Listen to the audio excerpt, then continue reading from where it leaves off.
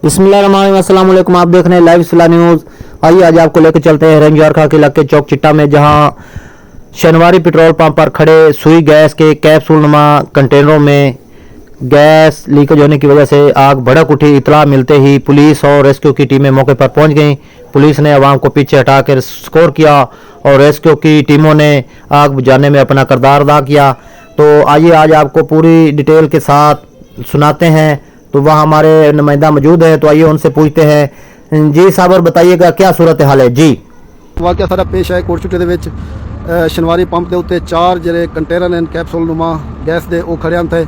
ये 2 कंटेनर ही टाइम मैं तो लिखना पाया ये मौजूद हैं मौके के उत्ते। इन्हें अगों जो ना ये इतने ही ज़्यादा उत्ते 2 कंटेनर बे खड़े थे। एक दे विच गैस लीकेज थी है तो उनके बाद जो उनके भाव लगी है और इतना शदीद किस्म की भाव आई कि बस अल्लाह पनाह देवे। उनके नाल ब्याह एक कंटेनर खड़ा तो वो उनके बाद जो दूजे को जो भाव लगी है तो वो इतना ज़ोरदार धमाका था। इतना बुलंदी तक जो ना वो गए कंटेनर। उनके बाद जो ना वो रोड के परली साइड से रेदे पे परली साइड से 40-50 फुट दूर वंज के जो ना ये ढटे। तो उनके बाद जो ना हुण भी ये देख सकते हो कि भाव लगी पी है। तो सारे रेस्क्यू के जो एहलकार हैं वो कोशिश करेंगे पैन भी जो ना ये कई तरह में भाव को निसमाया वजे।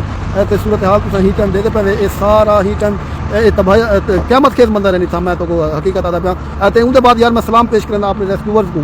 क्या ही बात है यार, जल्द अस इतना आए हैं तो पहले कंटेनर को जल्द भाव लगी पी आग के शोले इतना शदीद हैं कि असा दूर खड़ के जल्द दे पैसे तो सारे जगह कमता पान कि इतना शदीद किस्म की बात आई। लेकिन क्या ही कमाल है यार सारे रेस्क्यूअर्स की। अल्लाह पाक उन्हें को अपनी हिम्मत माने रखे कि वो भाव के विच खड़ के जो कोशिश करेंगे पैन भी कई तरह में भाव के उत्ते कंट्रोल पाया वजे। तो ही टाइम जो ना उन्हें कंट्रोल पा के दिखा ले उन्हें कंट्रोल किए तो अल्हम्दुलिल्लाह ही टाइम तक सूरत हाल काफ़ी कंट्रोल थी है। तो दूजा जो धमाका है उनकी बाद की सूरत हाल मैं तो सारे तो मैं लाइव हम दिख लेना पाया कि ये देखो ये शनिवारी पंप है इनकी छत का जो अगला हिस्सा है वो तबाह बर्बाद थी चुके। ठीक है, वो जो धमाका था ना दूर दूर तक कंटेनर के जो कैप्सूल नुमा कंटेनर होंगे ना वो दूर दूर तक उनके टुकड़े गए और काफ़ी बुलंदी तक गए। उनके बाद दूर दूर तक वहीं के ठट्टे रहो ये पे छत तबाह थी गई है। तो इनके बाद एक होटल के नाल दूर ट्रक खड़े थे ये भी मुतासर थे, ये भी सड़ गए। तो पे इनको भाव लगी पी है ये भी तबाह बर्बाद थी गए। तो ये होटल है, होटल को तुम देख सकते हो होटल ही तबाह बर्बाद थी चुके कि तकरीबन काफ़ी सारा जो है ना इतना बड़ा नुकसान था। लेकिन अल्हम्दुलिल्लाह हाली तक कोई भी जानी नुकसान की इतलात कहनी। जल्द दूजा कंटेनर ब्लास्ट है उन वेले सारी रेस्क्यू की फायर फाइटर टीम आई वो भाव इसमें नहीं खड़ी आई। तो हूँ वेले उन्हें को जल्द ब्लास्ट है उन्हें को थोड़ा सा जो है ना नुकसान थे वो थोड़े जख्मी थे। लेकिन अल्हम्दुलिल्लाह अल्लाह पाक का करम है कि वो बिल्कुल ठीक हैं। तो हाली तक ही टाइम तक कोई कैजुअलिटीज़ कहनी। ये वो कंटेनर का जो तुम आख गिनो कि ये ट्रालर आ ये देखो कि तबाह बर्बाद है सारा सड़िया पे। तो ये सूरत हाल है ही टाइम यकीन करो इतना क़यामत खेज मनाजर तुम देख सकते हो। पूरा शनिवारी पंप जो सारे इलाके के मशहूर है एक बहुत बड़ा पंप आ तबाह बर्बाद थी चुके।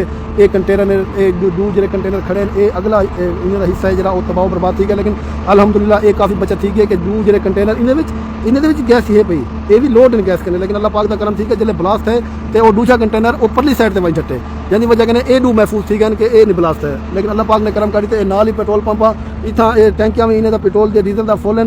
लेकिन अल्लाह पाक ने अज सारे कोटचुटे को बड़ी तबाही करने बचा के मैं सलाम पेश करना अपनी रेस्क्यू की टीमों को अपनी ज़िले इंतजामिया को अपनी डिस्ट्रिक्ट पुलिस को। यकीन करो वो सारे मौके पर पहुँचे फौरी तौर पर उन्हें जो है ना इलाके को क्वार्टर ऑफ किए और इतों कने लोगों को कढ़े और महफूज मकामात से मुंतकिल किए। उनके बाद इंडस हाईवे को दूर अतराफ कने बंद कर दिया गया और ही टाइम तक भी ट्रैफिक बंद है। लेकिन अल्हम्दुलिल्लाह अल्लाह पाक का करम है कि ही टाइम ही कंटेनर के जो है ना गैस खारिज थी चुकी है।